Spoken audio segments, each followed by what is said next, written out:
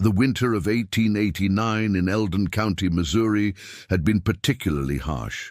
Snow blanketed the rolling hills, and the wind howled through the bare trees like a hungry beast. Jeremiah Harris stood at the edge of his property, surveying the land he had purchased just 6 months earlier. At 42, his weathered face and calloused hands told the story of a man who had known hardship, but his eyes still burned with determination.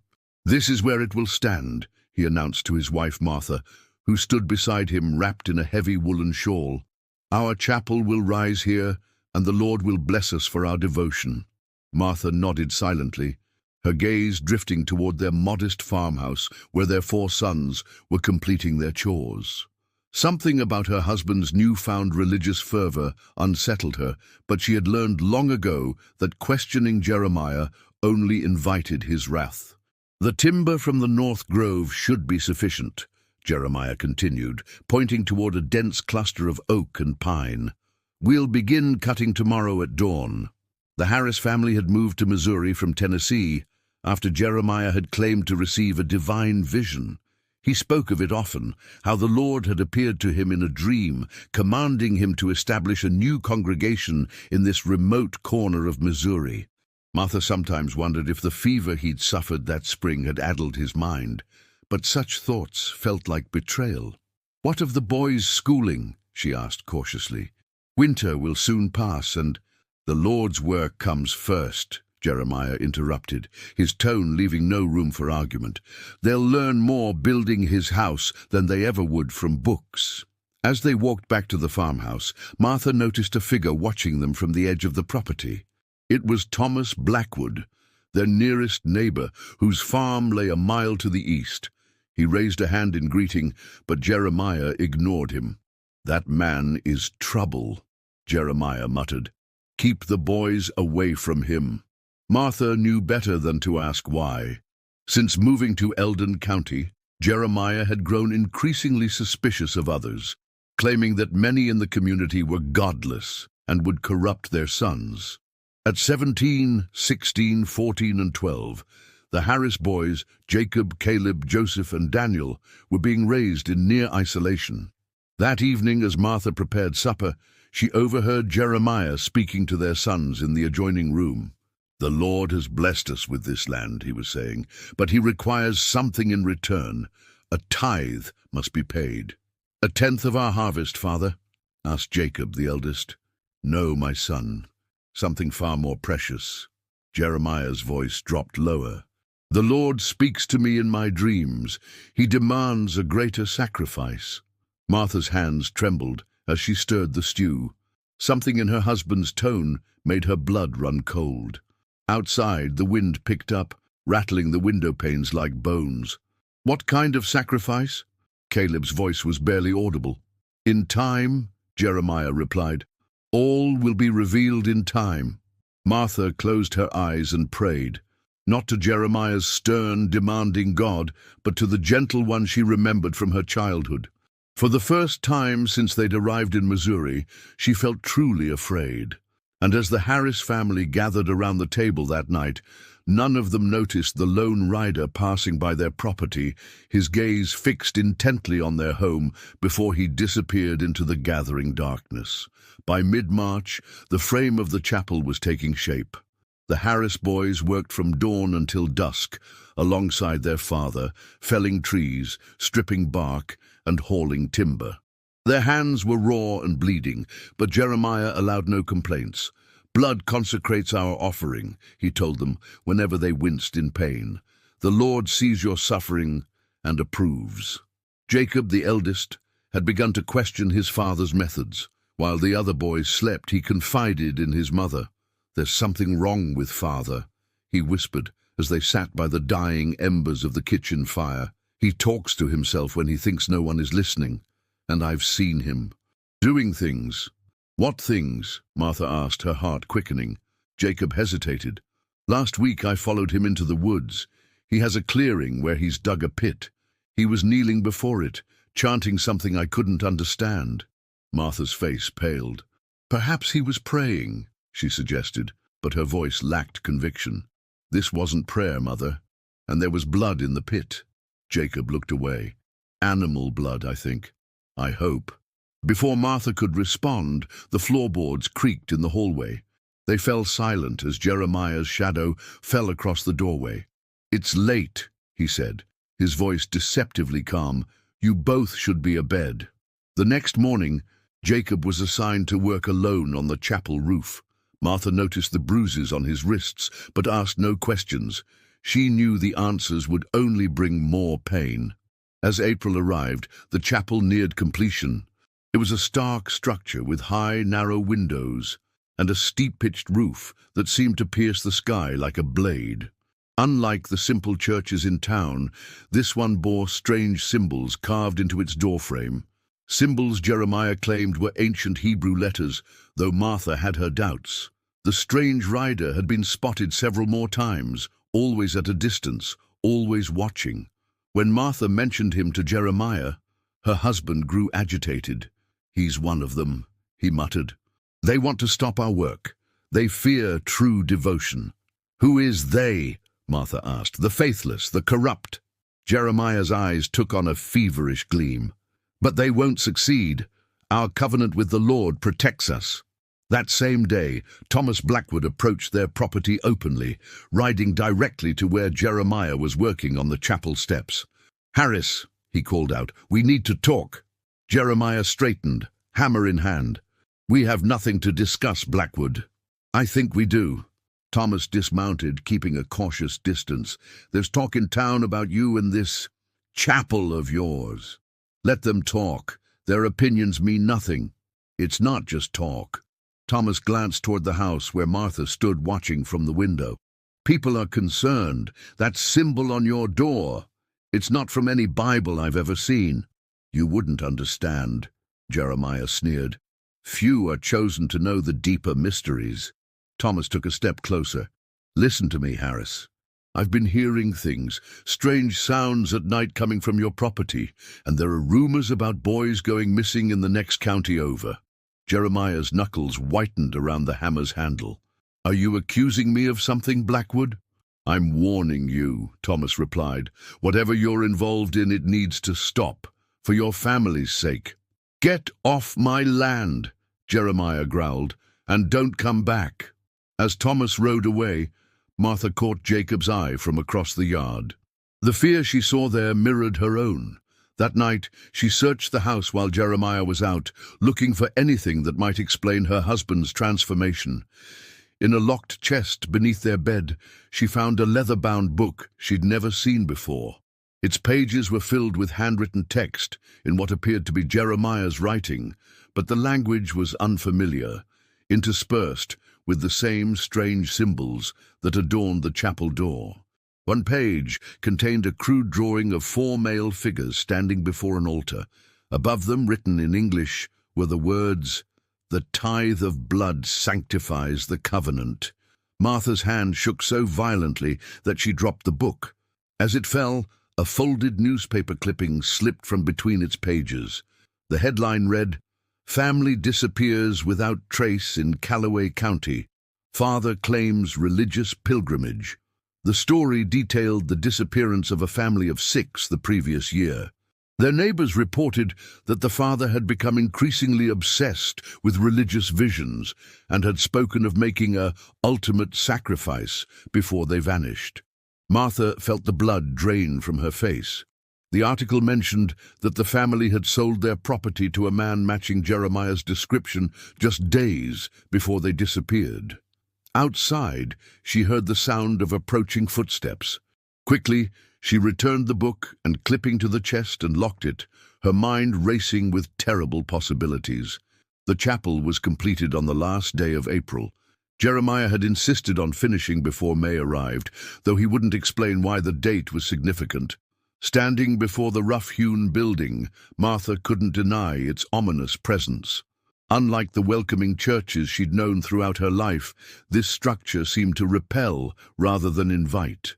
"Tomorrow we will consecrate it," Jeremiah announced at supper, "and present our tithe to the Lord." Martha noticed how Caleb and Joseph exchanged nervous glances, while Daniel, the youngest at 12, stared down at his plate. Only Jacob met his father's gaze steadily, something like defiance in his eyes. "What exactly does this consecration involve?" Jacob asked. Jeremiah smiled, but it didn't reach his eyes. "The Lord has shown me the way. Each of you will have a part to play."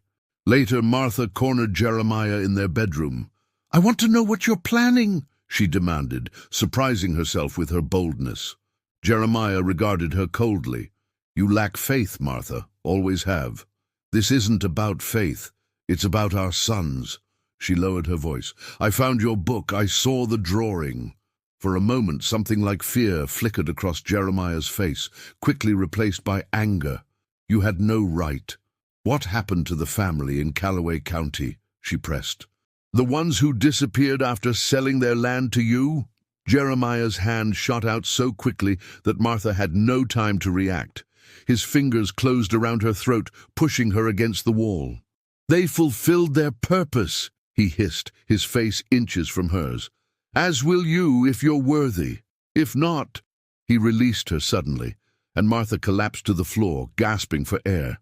Jeremiah towered over her, his expression now eerily calm. "Sleep in the boys' room tonight," he said. "I need solitude for prayer." Martha didn't argue. As soon as Jeremiah left, she hurried to the room where her sons slept, waking them with a hand over each of their mouths to keep them quiet. "Listen carefully," she whispered. "We need to leave. Tonight." Jacob nodded immediately, but the younger boys looked confused and frightened. "Father will be angry," Daniel whimpered. "Your father is—" Martha hesitated, unsure how to explain. "He's not well. He believes things that aren't true. Dangerous things. The voices," Caleb said suddenly. "He talks to them in the chapel. I heard him." Martha felt a chill run down her spine. "Pack only what you can carry. We'll go to Thomas Blackwood's farm. He'll help us reach town." But as they were gathering their few possessions, the bedroom door swung open. Jeremiah stood in the doorway, flanked by two men Martha had never seen before. Both were dressed in long, dark coats despite the mild spring night, and both carried rifles. "Going somewhere?" Jeremiah asked, his voice terrifyingly gentle. "Who are these men?" Martha demanded, pushing her sons behind her. "Brothers in faith," Jeremiah replied. "They've come for the consecration." One of the men stepped forward. In the dim light, Martha could see a strange brand or tattoo on his hand, the same symbol that marked the chapel door. "The hour approaches," the man said. "It must be completed before dawn." Jeremiah nodded. "Bind them. We'll proceed as planned." As the strangers moved toward them, Jacob lunged forward, tackling one to the ground. "Run!" he shouted to his brothers. Chaos erupted. Martha grabbed Daniel's hand and pushed him toward the window, while Caleb and Joseph grappled with the second intruder. Jeremiah stood back, watching with an expression of detached interest, as if observing a mildly entertaining play. Martha managed to force open the window, helping Daniel climb through. "Run to Blackwood's," she urged him. "Don't stop for anything." The boy disappeared into the darkness just as Jeremiah seized Martha by the hair, yanking her backward. Jacob was still fighting, but a blow from the butt of a rifle sent him crashing to the floor. Caleb and Joseph were already subdued, their hands being bound with coarse rope. "You've disappointed me, Martha," Jeremiah said, his voice filled with genuine sadness. "I had hoped you would understand the honor being bestowed upon our family." "What honor?" she spat. "You've lost your mind." Jeremiah shook his head. "The covenant requires blood. The firstborn sons of 4 generations, freely offered to seal our pact with powers beyond your understanding." Martha's blood ran cold as the pieces fell into place. The missing family, the pit in the woods, the strange symbols. "You're not sacrificing our children," she said, her voice steady despite her terror. Jeremiah smiled indulgently. "Not all of them. The covenant requires one. The others will serve in different ways." He gestured to the men. "Bring them to the chapel. Dawn approaches." As they were led across the yard toward the looming structure, Martha silently prayed that Daniel had made it to Blackwood's farm. It was their only hope now. Inside the chapel, lanterns cast grotesque shadows across walls covered with the same strange symbols from Jeremiah's book. At the far end, where an altar would normally stand, Martha saw a stone slab that hadn't been there when she last visited the building. The floor around it was stained dark. Jacob, despite his injuries, continued to struggle against his captors. "This isn't godly, Father," he shouted. "This is madness." Jeremiah slapped him hard across the face. "Silence! You know nothing of true devotion." One of the strangers stepped forward, producing a curved knife from beneath his coat. "Which one has been chosen?" he asked. Jeremiah's gaze moved slowly between his 3 captured sons. "The covenant demands the most beloved." His eyes settled on Joseph, the 14-year-old who most resembled him. "This one." Martha screamed, lunging toward Joseph, but the other man held her back easily. "No! Take me instead." "That's not how it works," Jeremiah replied calmly, as if explaining a simple concept to a child. "The sacrifice must be pure, unblemished, male." As Joseph was dragged toward the stone slab, the chapel door suddenly burst open. Thomas Blackwood stood in the doorway, shotgun raised, with Daniel behind him. "Let them go, Harris," Thomas commanded. Jeremiah merely smiled. "You're too late, Blackwood. The ritual has begun." "I brought others," Thomas replied. "The sheriff is on his way with a posse. Whatever madness this is, it ends now." For the first time, uncertainty flickered across Jeremiah's face. He glanced at his companions, who were looking to him for direction. "The covenant cannot be broken," one of them warned. Outside, the sound of approaching horses could be heard. Jeremiah's expression hardened. "Then we shall complete it quickly," he declared, snatching the knife and lunging toward Joseph. What happened next seemed to unfold in slow motion.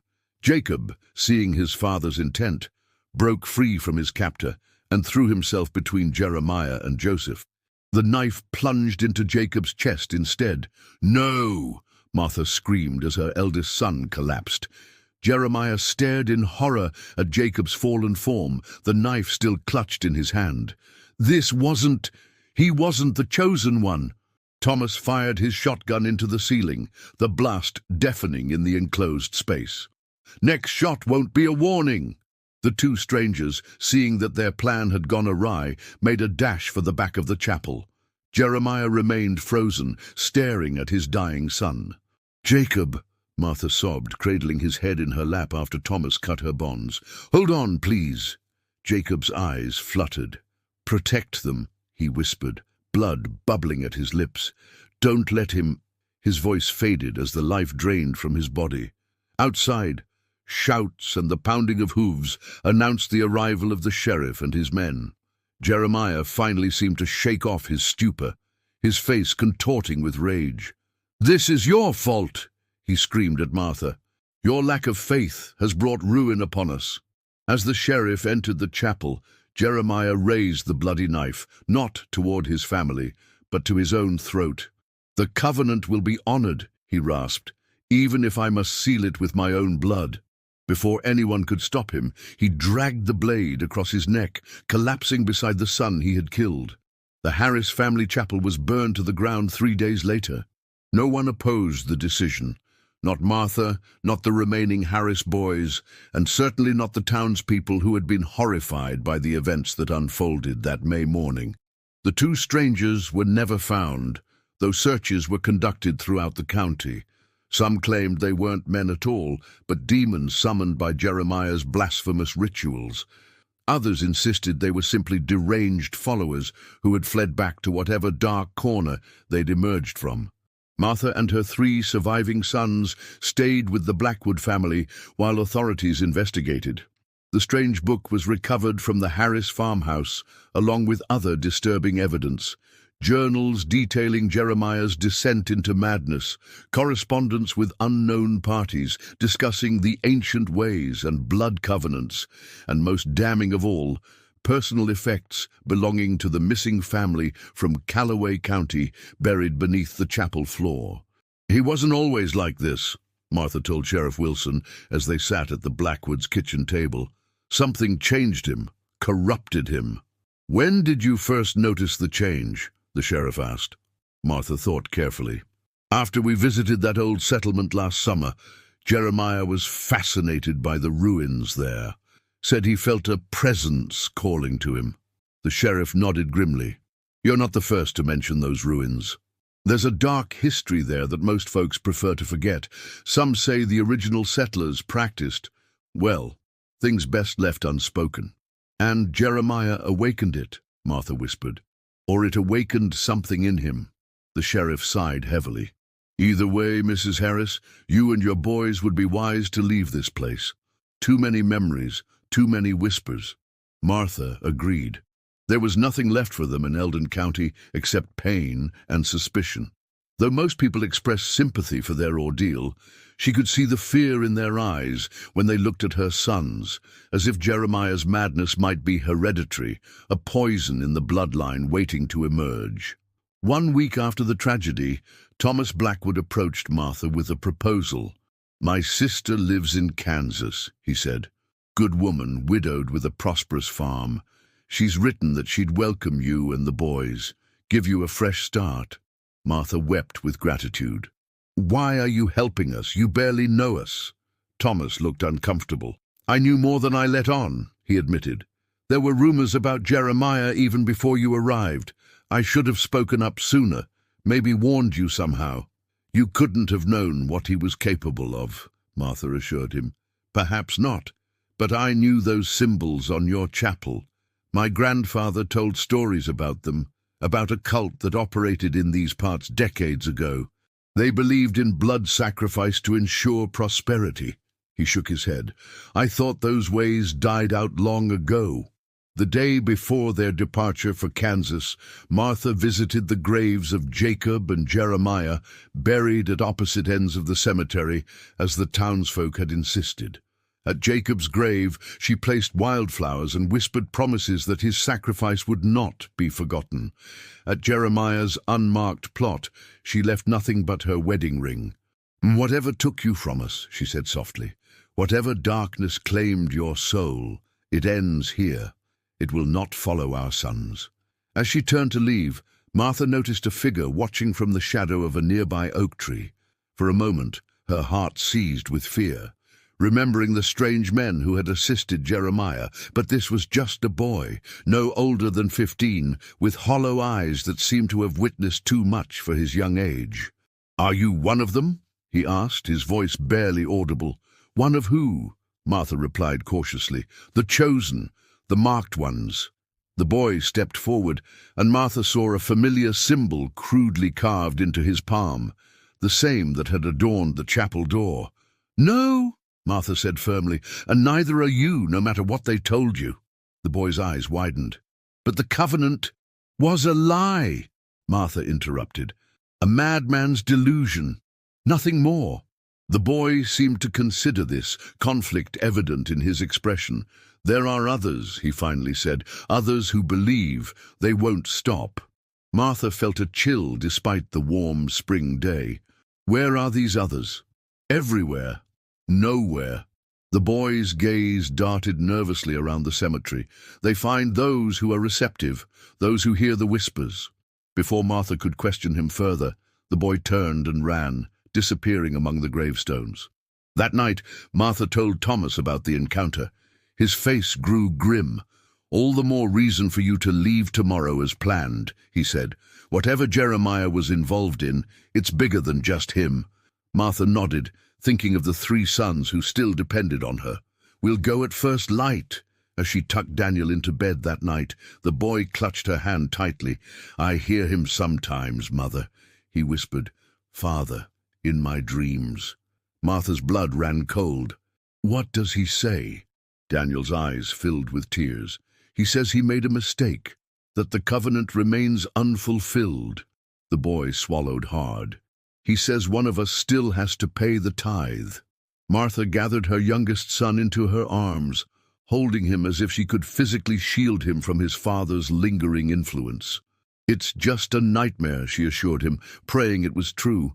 "Your father is gone, and his madness with him. Undiv. But as Martha looked out the window at the moonlit countryside, she couldn't shake the feeling that Jeremiah's death had not ended the horror he had invited into their lives, that somewhere the dark presence that had corrupted him was still waiting, still hungry for the sacrifice it had been promised. In the distance, where the burned ruins of the chapel stood like a scar upon the land, Martha thought she saw movement.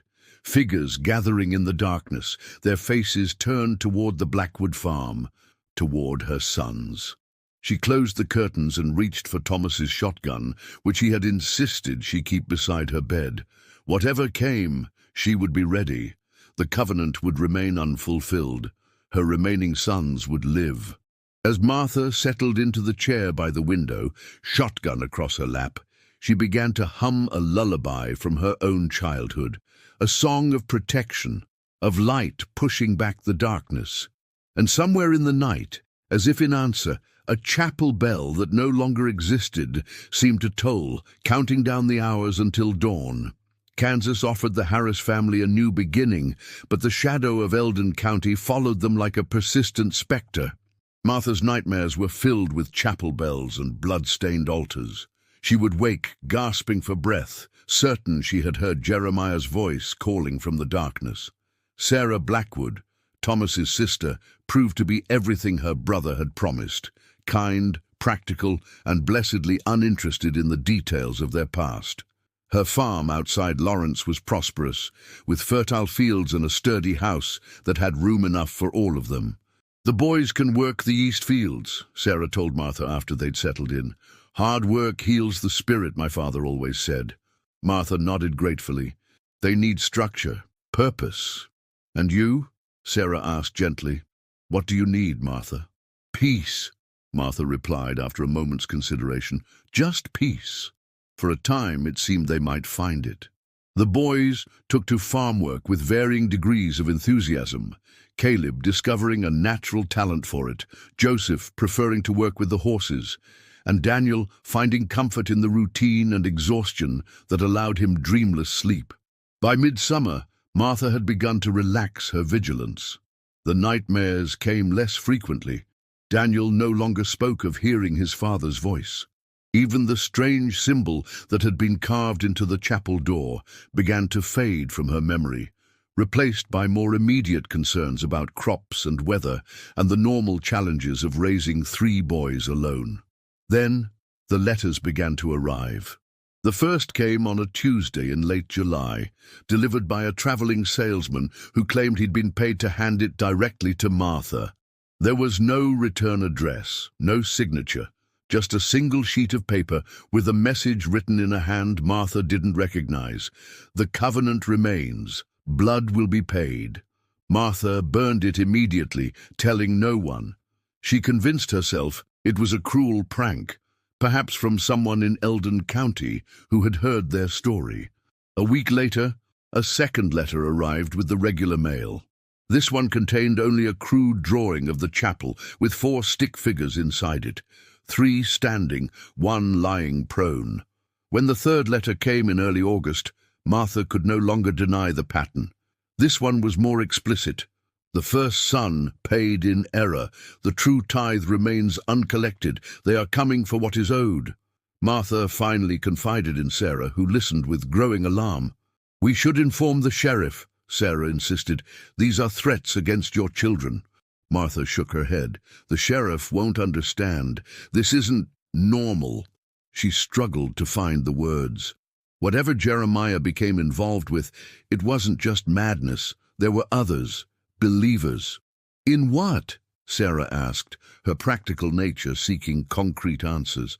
"Something old, something hungry." Martha shivered despite the summer heat. In Eldon County, there were stories about the original settlers, a splinter group that practiced rituals the established churches condemned. Jeremiah found something in those ruins, or something found him. Sarah, to her credit, didn't dismiss Martha's fears. "Then we'll protect the boys our own way. No one comes onto this property without my knowledge." Martha squeezed her friend's hand gratefully, but in her heart, she knew fences and locked doors wouldn't be enough. The threat wasn't just physical, It was insidious, working its way into dreams and thoughts. She had seen how it had transformed Jeremiah from a strict but loving father into something unrecognizable. That night, Martha checked on her sons before retiring. Joseph and Daniel shared one room, while Caleb had the small chamber adjacent. All were sleeping peacefully. As she watched them, Martha made a silent vow that she would die before letting anyone or anything harm them. She was about to return to her own room when she noticed something on Caleb's bedside table, a small, leather-bound journal she hadn't seen before. Curious, she picked it up and opened it. What she saw made her blood freeze. Page after page was filled with the same strange symbols that had adorned Jeremiah's book and the chapel door. Between them, in Caleb's neat handwriting, were fragments of text. The voice grows stronger. Father was right about the covenant. One must pay so the others may prosper. I understand now what needs to be done. Martha's hand flew to her mouth to stifle a cry. How had this happened? Caleb had shown no signs, had seemed the most adjusted of her sons since the tragedy. She flipped to the final entry, dated that very day. They will come on the new moon. I am ready to fulfill my purpose. The new moon was 2 days away. Martha stood paralyzed with indecision. Should she confront Caleb, seek help, run again? As she wrestled with these questions, she heard a sound from behind her, the creak of floorboards. She turned to find Caleb standing in the doorway, watching her with eyes that seemed older than his 16 years. You weren't supposed to see that yet, he said quietly. Caleb, Martha whispered, clutching the journal to her chest. What have you done? What father couldn't? Caleb's voice was calm, reasonable. I've made contact with the others. They've shown me the truth. What others? Martha demanded, though she already knew the answer. The faithful, those who understand the old ways. Caleb took a step forward. Father was right about the covenant, Mother, but he chose wrong. It was never supposed to be Joseph. Martha felt her throat constrict with fear. No one is being sacrificed, Caleb. Whatever you've been told, whatever you believe, it's a lie. Caleb smiled sadly. That's what the uninitiated always say. But I've seen what the covenant offers, power, protection. His expression hardened. Father failed because he hesitated. I won't make the same mistake. You're talking about killing your own brother, Martha said, hoping to break through whatever delusion had taken hold of her son. One life to guarantee the prosperity of generations, Caleb replied, as if reciting a lesson. The blood of the chosen one feeds the land and binds the covenant. Martha realized with horror that she was losing him just as she had lost Jeremiah. The same madness, the same terrible certainty. How did they find you? She asked, trying to keep him talking while she inched toward the door. They didn't. I found them. Caleb's eyes gleamed with fervor. After we arrived here, I started having the dreams. Father's voice at first, then others. They guided me to their messages, hidden in books at the Lawrence Library, carved into trees along the property line. He laughed softly. They've been watching us all along, Mother, waiting for one of us to hear the call. Martha made a desperate decision. Lunging past Caleb, she ran down the hallway toward Sarah's room, screaming for help.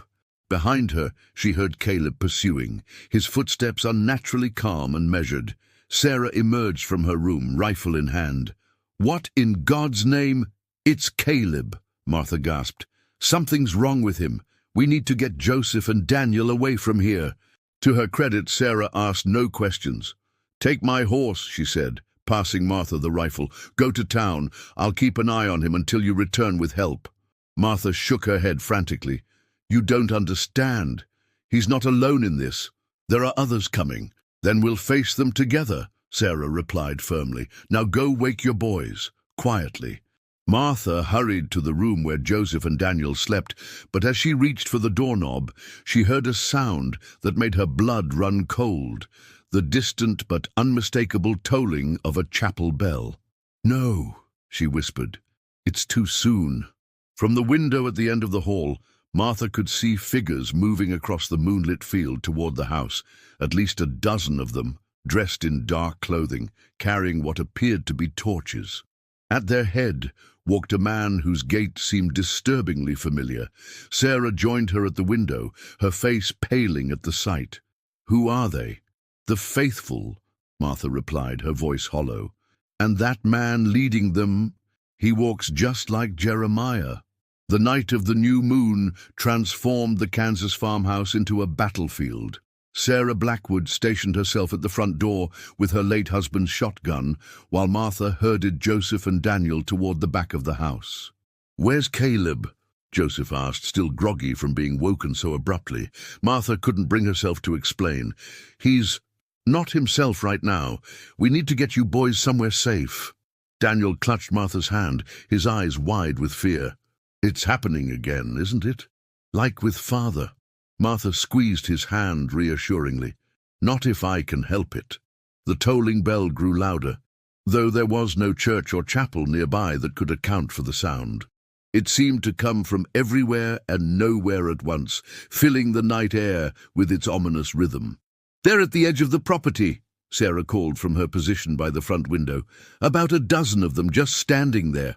Martha joined her, peering cautiously through the curtains. The figures had formed a semicircle at the edge of the farm's front field, their torches creating a wall of flickering light. The man at their center stood perfectly still, his face obscured by the shadows cast by a wide-brimmed hat. "Where's Caleb?" Sarah whispered. Martha scanned the room frantically, realizing she'd lost track of her middle son in the chaos. "He was just here." A movement outside caught her attention. A figure was walking from the house toward the waiting group, Caleb, moving with purposeful strides. "No!" Martha cried, reaching for the door. Sarah grabbed her arm. "Wait! We don't know what they'll do!" But Martha couldn't wait. This was her son, her responsibility. Jeremiah had already claimed Jacob. She wouldn't lose another child to this madness. "Keep Joseph and Daniel inside," she instructed, taking the rifle from Sarah's hands. "Lock the doors behind me."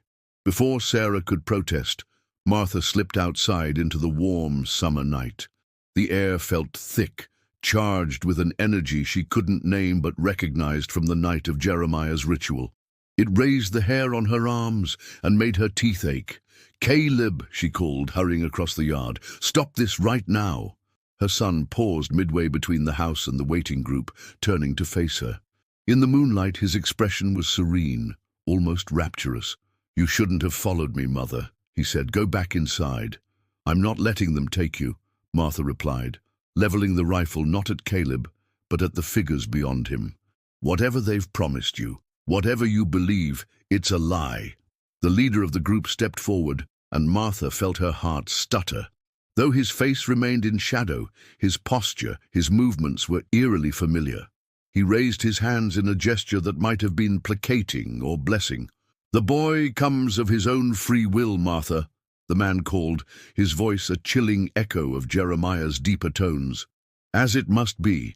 "Who are you?" Martha demanded, her finger trembling against the rifle's trigger. The man removed his hat, and Martha gasped. He wasn't Jeremiah. Couldn't be, but the resemblance was uncanny.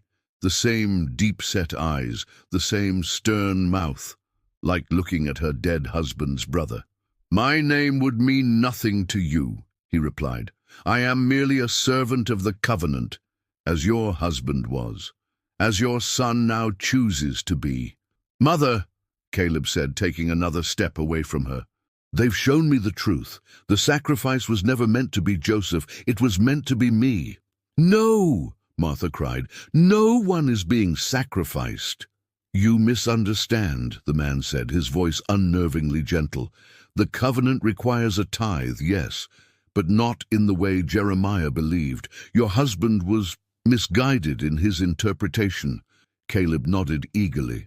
"The tithe isn't death, Mother. It's service. Dedication." Martha's confusion must have shown on her face because the man continued, "One son from each generation must be given to the order, to maintain the old ways, to preserve the knowledge." He gestured to the silent figures behind him. "Each of us was once a tithe, chosen from our families to serve a greater purpose." What purpose? Martha asked, her rifle still raised. To keep the balance, Caleb answered, before the man could speak. There are forces in this world, Mother. Powers older than any church. They require acknowledgement, respect. And what happens if they don't receive it? Martha challenged. The man's smile was cold. The drought that destroyed your Tennessee farm wasn't by chance. The fever that nearly killed Jeremiah last spring wasn't natural. These were warnings, messages your husband finally heeded, though he misinterpreted the required response. Martha's mind reeled. How could this stranger know about their lives before Missouri? We've been watching your family for generations, Martha, the man continued, as if reading her thoughts. The Harris bloodline is special, receptive. Each generation must offer a tithe. And if I refuse, Martha asked, tightening her grip on the rifle. Then the covenant is broken, the man replied simply, and the protection it offers is withdrawn, not just from you, but from all your sons. Caleb took another step toward the waiting group. I want to go with them, Mother. I've seen what they can show me, the knowledge they possess. Martha felt tears burning her eyes. Caleb, please, don't do this. I have to, he insisted, to protect Joseph and Daniel, to fulfill our family's obligation. The ghostly bell tolled once more, louder than before, and Martha noticed the torches of the assembled group flaring higher, their flames unnaturally bright. The hour approaches, the man announced. The boy must choose freely. Martha realized with sickening clarity that she couldn't stop this with force. Whatever hold these people had on Caleb was too strong, but perhaps there was another way. Take me instead, she offered suddenly. I'm of the same blood. Let me serve in his place. The man shook his head. It must be a son. That is the nature of the covenant. Then take me, came a voice from behind Martha. She whirled to see Joseph standing there, having slipped out of the house against her instructions. I'm older than Caleb. It should be me. Joseph, no, Martha cried. But Joseph stepped forward, his expression resolute. At 16, he stood taller than Caleb, his shoulders broader, his jaw set with determination. Is this true? The man asked Caleb. Is your brother the firstborn among you now? Caleb hesitated, conflict evident on his face. Yes, but then the choice is his to make as well, the man declared. Martha watched in horror as Joseph walked past her, approaching the waiting group. The leader extended a hand toward him, revealing the now familiar symbol branded into his palm. Do you understand what is being asked of you? The man inquired. Joseph nodded solemnly. A life of service, separation from my family, dedication to your order. And do you come freely, without coercion or reservation? Joseph glanced back at Martha, his eyes conveying a message she couldn't quite decipher. Then he turned to the man and squared his shoulders. I do, he said clearly, on one condition. The man's eyebrows raised slightly. The tithe does not negotiate. This isn't negotiation, Joseph replied firmly. It's clarification. If I go with you, my mother, brothers, and any children they may have in the future are protected by this covenant. Forever. No more tithes from the Harris line. A murmur ran through the assembled figures. The leader studied Joseph intently. You ask for the end of your family's obligation, he said slowly. That is unprecedented. Nevertheless, those are my terms, Joseph insisted. One final tithe to settle all debts. Martha watched the exchange with a mixture of terror and pride. Her son, facing down these people with a courage she herself struggled to muster. After what seemed an eternity, the leader nodded. It shall be as you ask. Your sacrifice closes the covenant for your bloodline. No, Caleb shouted suddenly. It was supposed to be me. I was chosen. The leader turned to him. The covenant accepts the willing firstborn. Your brother has made his choice. As Joseph stepped forward to join the group, Martha made one last desperate plea. Joseph, please, don't do this. Her son turned to her with a sad smile. It's the only way, Mother, to end this, to keep Daniel and any children he or Caleb might have safe from these people. He lowered his voice. "I'll find a way back to you, I promise." Before Martha could respond, the leader placed a hand on Joseph's shoulder, and the group began to retreat into the darkness, taking her son with them. The torches dimmed one by one until only the leaders remained visible, a single point of light that seemed to hang in the air for a moment before it too vanished.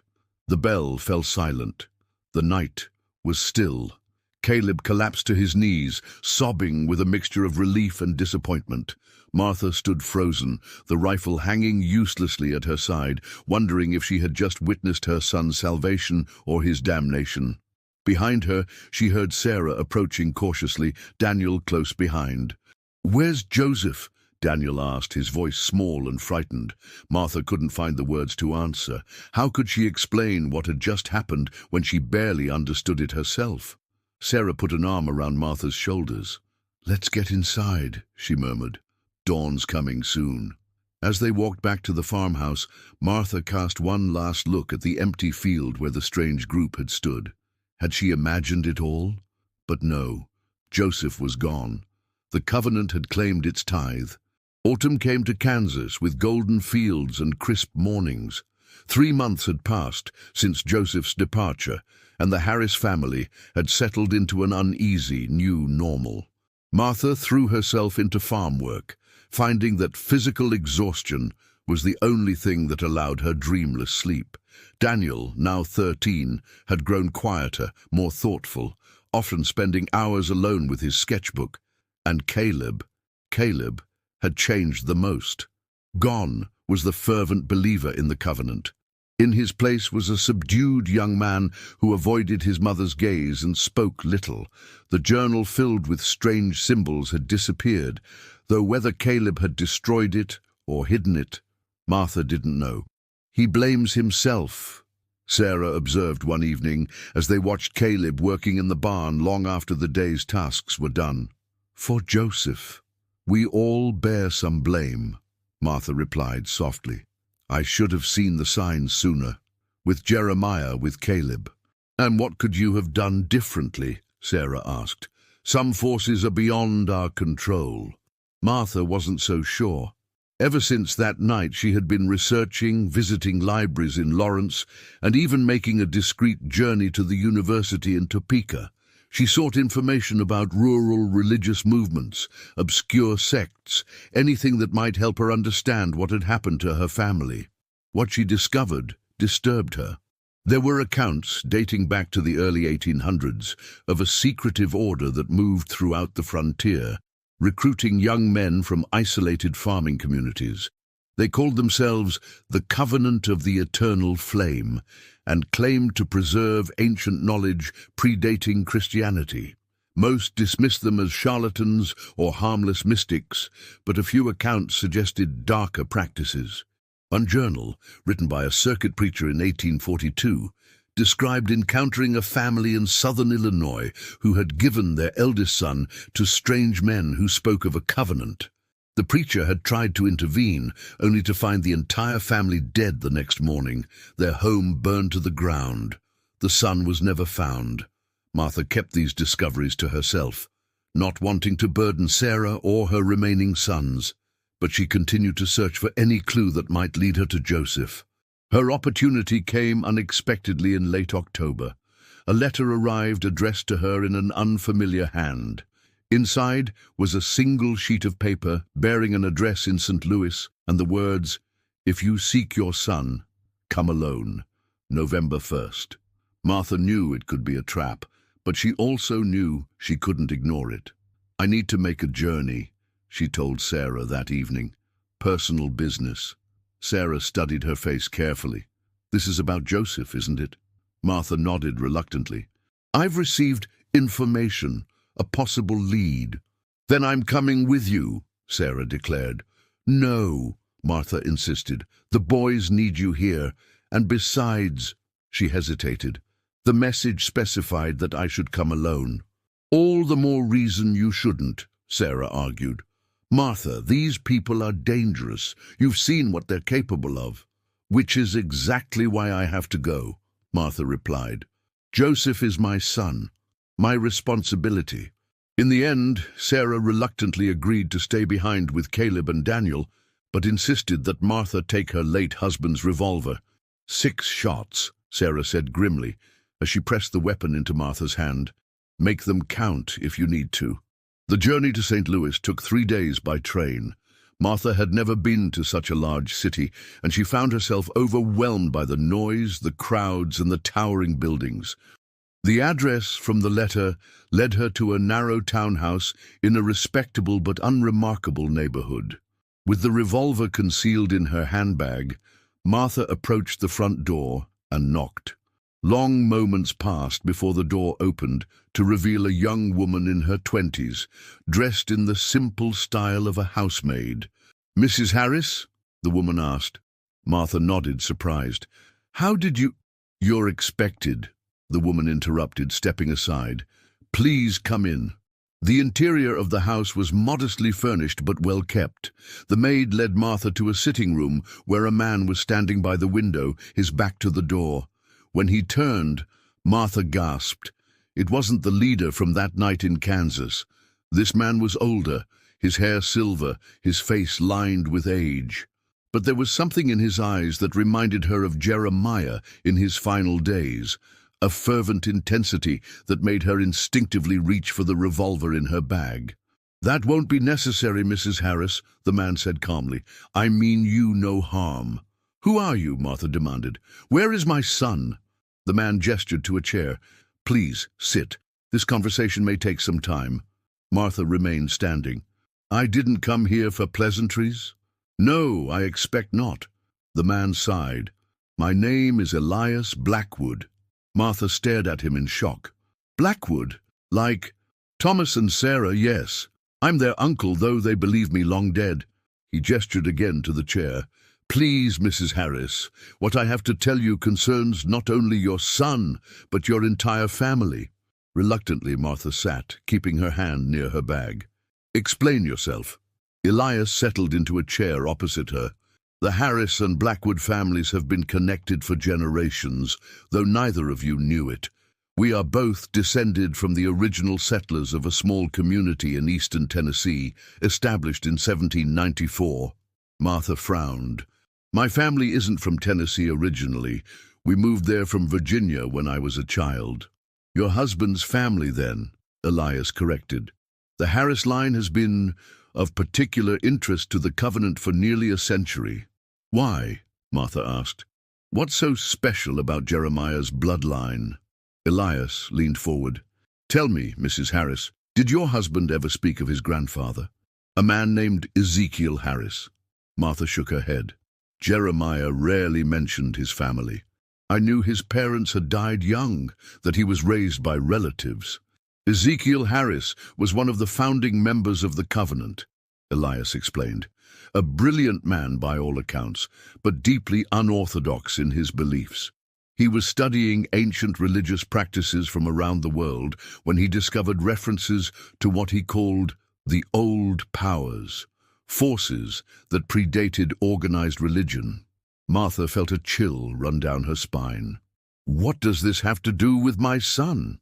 Ezekiel believed these powers could be harnessed through certain rituals, certain sacrifices. Elias's expression darkened. "Not human sacrifice, as your husband came to believe, but the sacrifice of worldly attachments, the giving of one's life to study and service." "So this covenant is what, a scholarly society?" Martha asked skeptically. "In part," Elias acknowledged, "but it's also much more.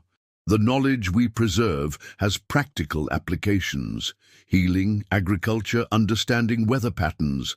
The men who came for your son that night are what we call gatherers. They identify potential initiates and bring them to us." "Against their will?" Martha challenged. "No, that is a firm rule. The initiate must come willingly, or the connection doesn't take hold." He paused. "Your husband was approached when he was young, but he refused.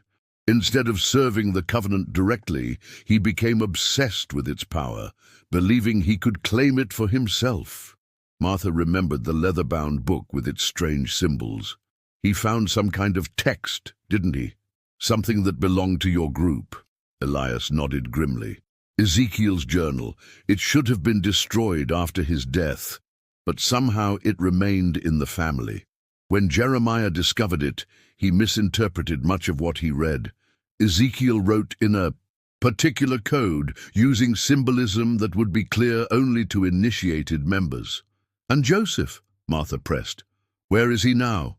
Your son is safe, Elias assured her. He's currently at our main lodge in Colorado, undergoing initial training. Training for what? To become a keeper of the knowledge, Elias replied. Your son has a remarkable mind, Mrs. Harris. The ability to understand concepts that most would find incomprehensible. I want to see him, Martha demanded. Elias hesitated. That's not typically allowed during the first year of instruction. Martha's hand moved to her bag again. I didn't ask what was typically allowed. The old man studied her for a long moment. You have your son's determination, he finally said. Perhaps that's why the Harris line has always been so valuable to us. He stood slowly. I can arrange a meeting, but not here. You would have to travel to Colorado. Then I'll go to Colorado, Martha declared without hesitation. It's not that simple, Elias cautioned. The location of the lodge is kept secret, and there are those within the covenant who would strongly oppose such a visit. Like the man who took my son? Martha asked. The one who looks like Jeremiah? A shadow passed across Elias's face. Ezra. Yes, he would be particularly opposed. Who is he? Martha demanded. Why does he resemble my husband? Ezra is Jeremiah's cousin, Elias explained. A direct descendant of Ezekiel through another line. The resemblance is striking, I know. Martha absorbed this revelation, pieces falling into place. He's the one who found Jeremiah, isn't he? Who fed his delusions about sacrificing our sons. Ezra has his own interpretation of the covenant's purpose, Elias said carefully. One that many of us disagree with. He believes in a more literal reading of the old texts. He wanted my son dead, Martha said flatly. No, Elias shook his head emphatically. Ezra never intended death. But he does believe in the power of blood rituals, of binding initiates through physical means. The branding on the palm, Martha realized. The mark she had seen on the leader, on Ezra. If Joseph is truly safe, then let me see him, she insisted again. Let me hear from his own lips that he's there willingly. Elias sighed heavily. Very well. I will make arrangements. He reached for a pen and paper on a nearby table. This will take time, perhaps a week or more. Return to your family in Kansas, and I will send word when all is prepared. Martha stood, not entirely satisfied, but recognizing that this was the best offer she was likely to receive. If anything happens to Joseph in the meantime— Your son is valued, Mrs. Harris, Elias interrupted. More than you know. No harm will come to him under my watch. As Martha turned to leave, a final question occurred to her. The Blackwoods, Thomas and Sarah. Do they know about any of this? Elias's expression grew somber. Thomas suspects something. He's encountered the covenant before, though he doesn't know of my involvement. Sarah remains blissfully ignorant, and I would prefer it stay that way. Martha nodded, understanding the desire to protect family from uncomfortable truths. One last thing, she said, pausing at the door. The bell, the one we heard that night. How was that possible when there was no chapel nearby? A faint smile touched Elias's lips.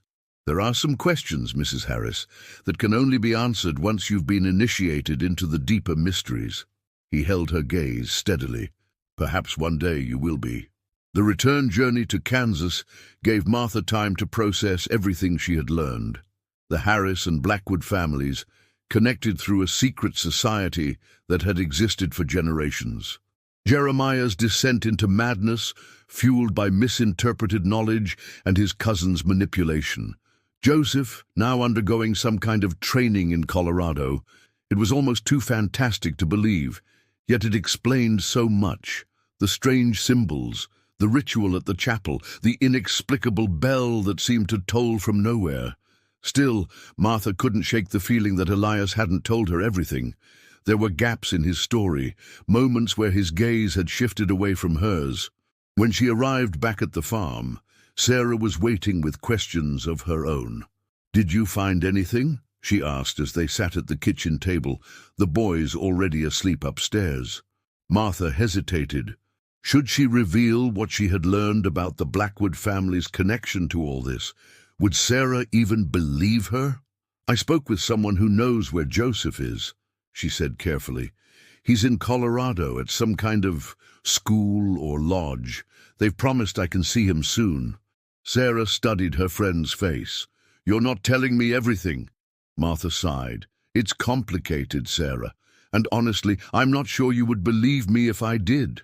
"Try me," Sarah challenged. "After everything we've been through, I think I've earned the right to the truth." And so Martha told her everything about Elias Blackwood, the covenant, the generations-long connection between their families. Sarah listened in stunned silence, her expression shifting from disbelief to shock to a quiet resignation. "I always knew there was something Uncle Elias wasn't telling us," she finally said. "Thomas used to talk about him sometimes, how he disappeared after a disagreement with our grandfather. We all assumed he had died years ago." "You believe me then?" Martha asked, relieved. "I believe something strange is happening," Sarah acknowledged. "Whether it's exactly as Elias described it," she shrugged, "I suppose we'll find out when you see Joseph." The promised message from Elias arrived a week later, delivered by the same method as the first, an unmarked envelope containing a train ticket to Denver, a small map, and instructions for Martha to come alone. "I'm still not comfortable with you going by yourself," Sarah protested as Martha packed a small bag. "At least take Caleb with you." Martha shook her head firmly. "No. After what happened last time, I won't risk exposing him to their influence again." What Martha didn't share with Sarah was that she had been watching Caleb carefully since her return. Though he seemed to have abandoned his interest in the covenant, she had noticed him staring off into the distance at odd moments, his lips moving as if in silent conversation. Once she had found him in the barn, tracing one of the strange symbols in the dust before quickly erasing it when he realized she was watching. The journey to Colorado took nearly 3 days. From Denver, Martha followed the map into the mountains, hiring a local guide with a wagon for the final leg. The man, a weathered individual named Harlan, seemed unsurprised by her destination. "Taking you to the Fellows' place, then," he said, as they bounced along a rough mountain road. "Fellows?" Martha inquired. "That's what they call themselves roundabout here," Harlan explained. "The Fellows of the Eternal Flame. Keep to themselves mostly, but fair traders. They've got medicines that work wonders, and they always pay honest for supplies." Martha absorbed this information. "Have you been to their lodge before?" "Just to the gate," Harlan replied. "Nobody goes further except by invitation." He gave her a sidelong glance. "You must be special." By late afternoon, they had reached a high valley nestled between towering peaks. At its center stood a complex of buildings that reminded Martha of the small college she had once visited in Tennessee. A main structure of impressive stone, surrounded by smaller wooden buildings. At the entrance to the valley, a wrought iron gate barred their way. 2 men dressed in simple dark clothing approached as the wagon came to a halt. "This is where I leave you, ma'am," Harlan announced. "They'll see you the rest of the way." Martha thanked him, gathering her small bag and approaching the gate. The men greeted her with formal nods. "Mrs. Harris," one said, "you're expected. Please follow me." As they escorted her toward the main building, Martha took in her surroundings. The complex was larger than it had appeared from a distance, with gardens, orchards, and what looked like experimental fields where different crops were being grown. Young men worked throughout the grounds, some tending plants, others constructing a new building, still others gathered in small groups around older instructors. "Is Joseph here?" she asked, searching the faces of the workers for her son. "The initiate is in his studies," her guide replied. "Elder Blackwood will see you first." They led her to the main building and through a series of corridors to a comfortable study where Elias Blackwood awaited her. He rose as she entered, dismissing her escorts with a gesture. "Mrs. Harris, I'm pleased you made the journey safely." "Where is my son?" Martha demanded without preamble. "Direct as always," Elias observed with a slight smile. "Joseph will join us shortly. He's been informed of your visit." He gestured to a chair. "Please sit. There are matters we should discuss first." Reluctantly, Martha sat. "What matters?" "Your safety, for one," Elias replied, his expression growing serious. "Your presence here is unprecedented. Not all members of the covenant approve." "Ezra," Martha guessed. Elias nodded. "Among others. There are those who believe the separation between initiates and their families should be absolute." "Is that what Joseph believes?" Martha challenged. "Why not ask him yourself?" a familiar voice said from the doorway. Martha turned, her heart leaping. There stood Joseph, taller than she remembered, his frame filling out with new muscle. He was dressed like the other young men she had seen, in simple dark trousers and a white shirt, but it was his eyes that caught her attention, clear, alert, and somehow older than his 17 years. "Joseph," she whispered, rising to embrace him. Her son returned her embrace warmly, and Martha felt tears, threatening. When they separated, she held him at arm's length, examining him for any sign of mistreatment or coercion. "Are you well?" she asked. "Truly," Joseph smiled, and it was still her boy's smile, open and honest. "I am, Mother, better than well." "Are you here willingly?" Martha pressed. "If you want to leave, just say the word, and we'll go now. Together." Joseph's expression softened. "I'm here by choice," he assured her. "What I'm learning, it's extraordinary." He gestured to Elias. "Elder Blackwood has been teaching me personally about the old knowledge, about our family's connection to it." Martha looked between them, still uncertain. "They haven't hurt you? Marked you?" She reached for his hand, turning it palm up to check for the brand she had seen on the others. "No, Mother," Joseph said gently. "That's Ezra's way, not ours. Elder Blackwood follows different traditions." "There are factions within the covenant," Elias explained. "Different interpretations of the old texts. Ezra's group believes in physical marking, in blood rituals. My followers and I take a more scholarly approach." "And which faction is stronger?" Martha asked shrewdly. Elias and Joseph exchanged a glance. "It's complicated," Joseph admitted. "Ezra has more followers among the gatherers. Elder Blackwood has more influence with the Council of Elders." "A delicate balance," Elias added, "one that your son's presence here has disturbed." Martha frowned. "What do you mean?" Joseph took her hand, leading her to sit beside him. "Remember what I asked for that night? Protection for our family, an end to the Harris tithe." Martha nodded. The man, Ezra, agreed. "He agreed," Joseph confirmed, "but not everyone honors that agreement. Some believe the covenant with our bloodline cannot be broken so easily." Martha felt a cold dread settling in her stomach. "Are you saying our family is still in danger?" "Not immediately," Elias assured her, "but Ezra's faction watches your remaining sons, especially Caleb, who showed such receptivity." Martha thought of Caleb's strange behavior, the moments of distant concentration. "They're still trying to influence him, aren't they? Even from a distance." "The connection, once established, is difficult to sever," Elias acknowledged. "But Joseph's presence here helps, as long as he remains with us, fulfilling his role. Ezra's faction is unlikely to make direct approaches to your family." Martha understood the implication. Joseph was, in effect, a hostage, willingly, perhaps, but a hostage nonetheless. His continued service to the covenant was the price of his family's safety. "This isn't right," she protested. "Joseph should be free to choose his own path, not bound by threats to his brothers." "It's my choice, Mother," Joseph insisted, "and it's not forever. 5 years of service, then I can decide whether to continue or return home." "5 years?" Martha echoed, dismayed. "Joseph, you're just a boy." Her son's expression grew serious. Not anymore.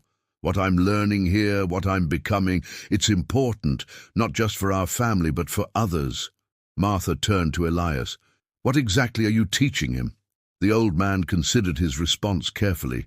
The covenant preserves knowledge that has been lost to the outside world.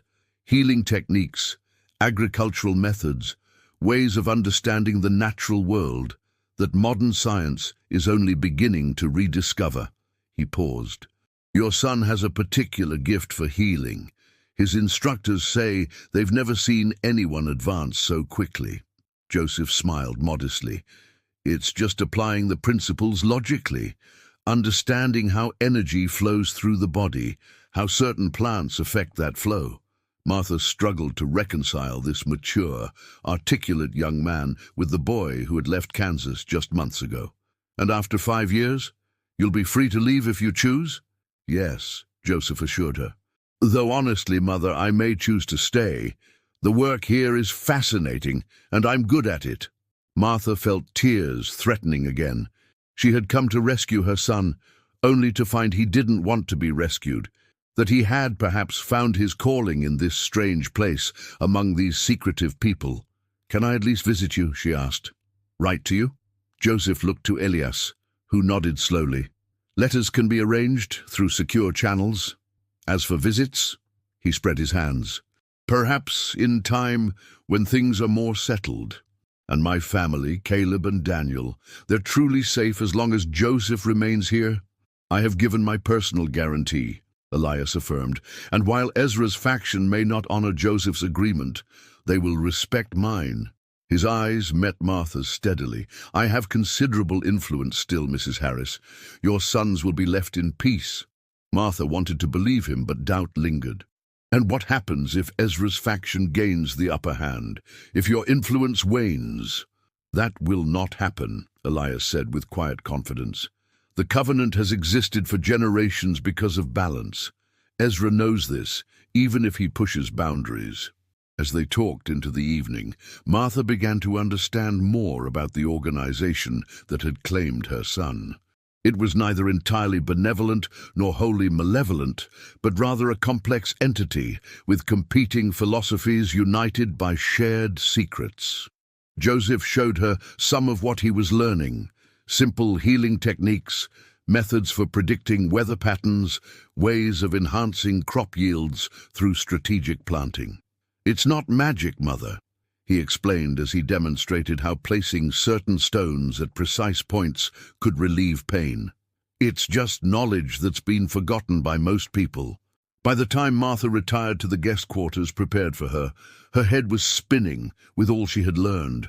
Joseph was safe, seemingly happy, and learning things that could genuinely benefit others. Yet she couldn't shake her discomfort with the entire situation, the secrecy, the factions, the lingering threat to her other sons. In the morning, she would have to say goodbye to Joseph, not knowing when she might see him again. As she lay in bed, staring at the unfamiliar ceiling, Martha made a silent vow. She would protect Caleb and Daniel, whatever it took, and she would hold Elias Blackwood to his promise. Outside her window, somewhere in the darkness, a bell tolled softly, marking the hour. But this time Martha knew exactly where the sound was coming from. Winter descended on the Kansas farm with a ferocity that kept everyone indoors for days at a time. Martha had returned from Colorado with a mixture of relief and trepidation.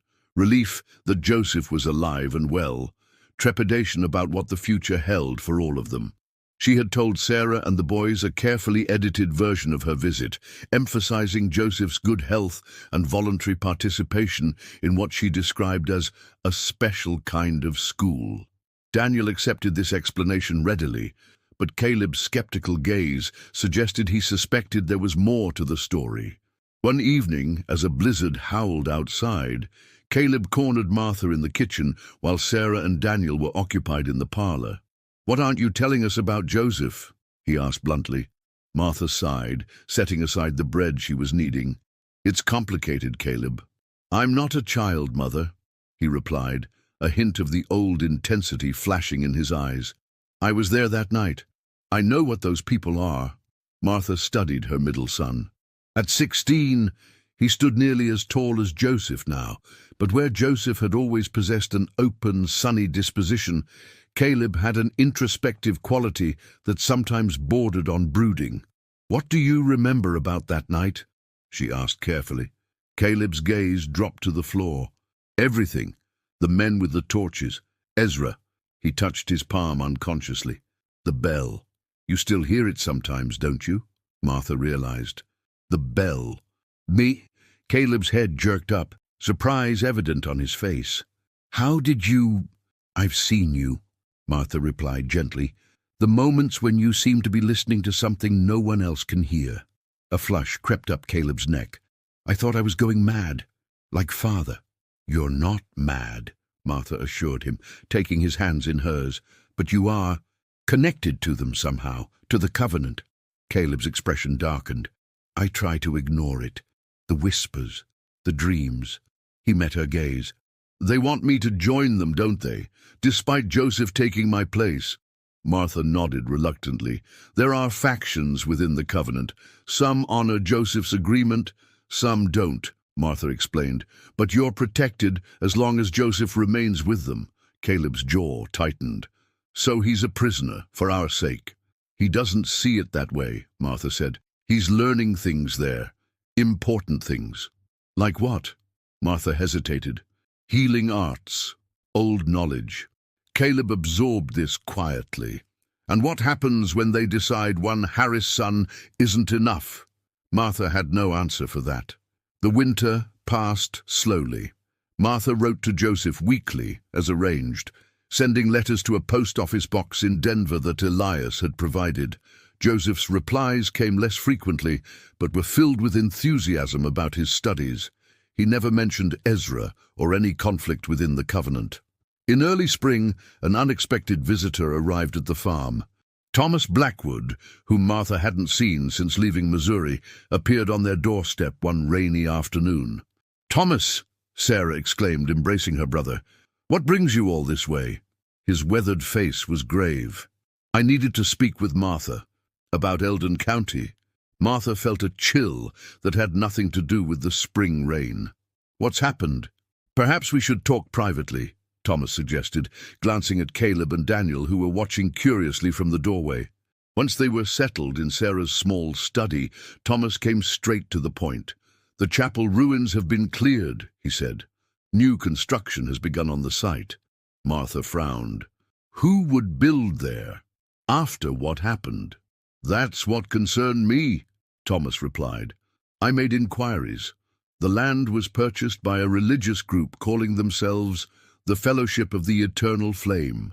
Martha and Sarah exchanged alarmed glances. "There's more," Thomas continued. "They've been asking questions in town about the Harris family, about your boys. Did you tell Uncle Elias?" The words slipped out before Martha could stop herself. Thomas's eyes widened. "Uncle Elias? He's been dead for years." "No," Martha said softly. "He's very much alive and involved with these people, the fellowship, the covenant, whatever name they're using." Thomas's expression hardened. "Explain." And so Martha did, revealing everything she had learned in St. Louis and Colorado. Thomas listened in stunned silence, occasionally glancing at his sister for confirmation. "I always suspected Uncle Elias had secrets," Sarah murmured when Martha finished. "But this, if what you're saying is true," Thomas said slowly, "then your family has been manipulated for generations, and my family is somehow connected to it all. Through Ezekiel Harris and your grandfather," Martha confirmed. "According to Elias." Thomas stood abruptly, pacing the small room. "I should have realized sooner.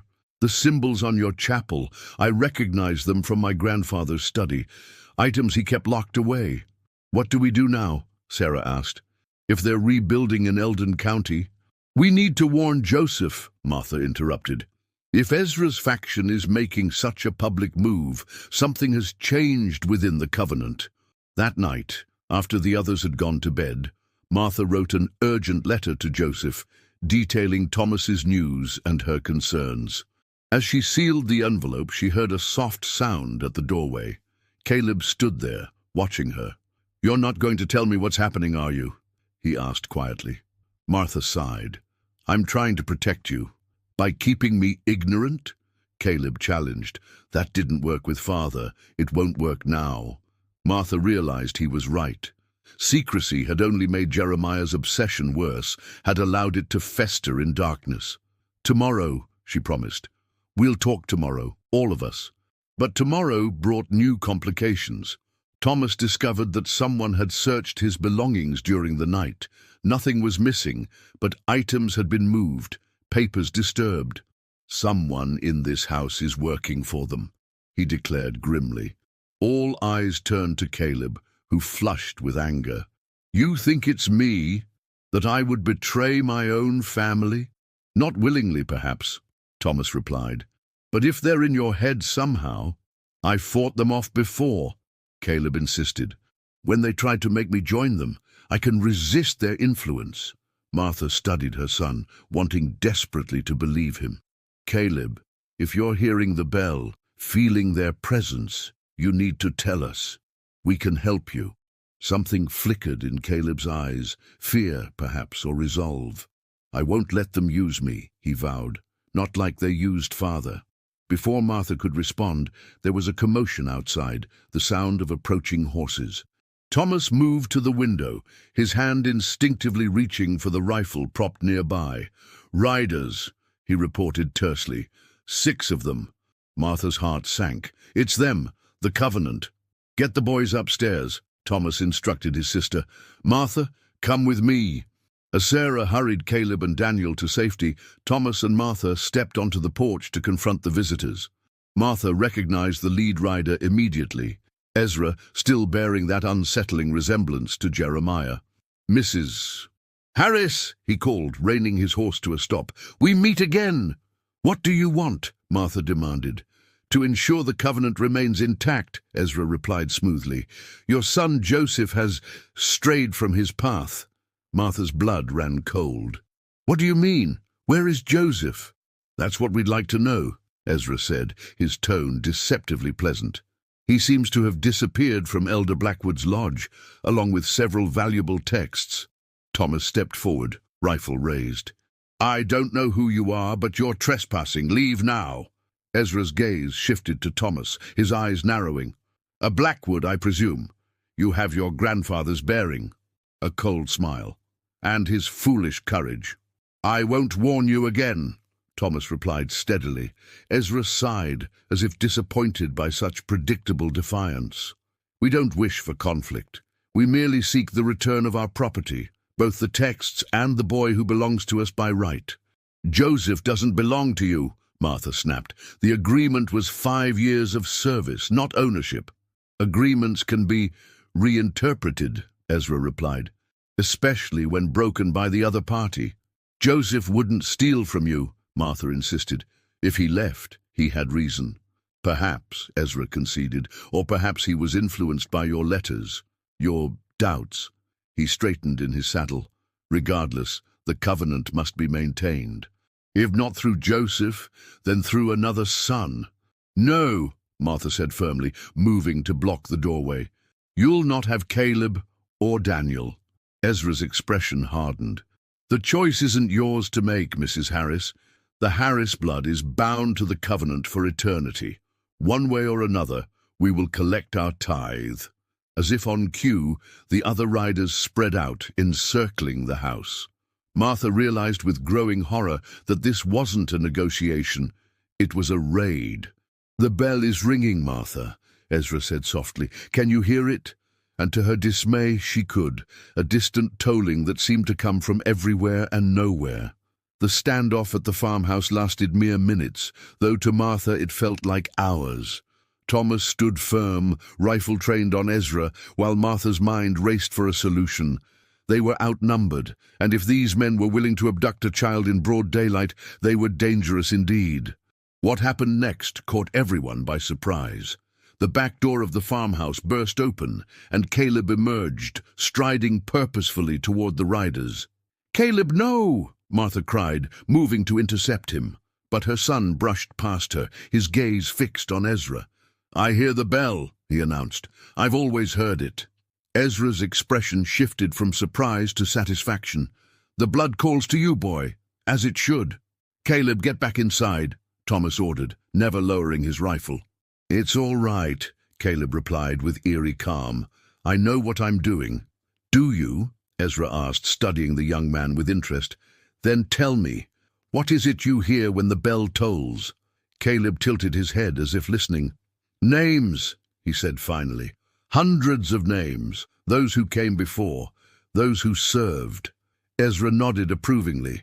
"The ancestral memory awakens in you, just as it did in your father." "My father misunderstood," Caleb replied. "He heard the names, but not the purpose." Martha watched this exchange in growing dread. Had Caleb been in communication with these people all along? Was this betrayal or something more complex? "If I go with you," Caleb continued, "willingly as Joseph did, will you leave my family in peace? Truly this time?" "Caleb, no!" Martha grabbed his arm. "You don't have to do this." For the first time, Caleb looked at her, and Martha was startled by the clarity in his eyes. There was no trace of his father's madness, no feverish glow of religious fervor. Instead, she saw determination and something else, a plan. "Trust me, Mother," he whispered. "Please." Ezra dismounted, approaching them with measured steps. "The boy makes a fair offer, one son for the security of the family." He extended his hand. "Come, Caleb, your destiny awaits." "I have conditions," Caleb stated firmly. "First, you will never approach my family again. Second, you will tell me where my brother is." Ezra's smile faltered slightly. "Joseph's whereabouts are unknown to us. That's why we're here."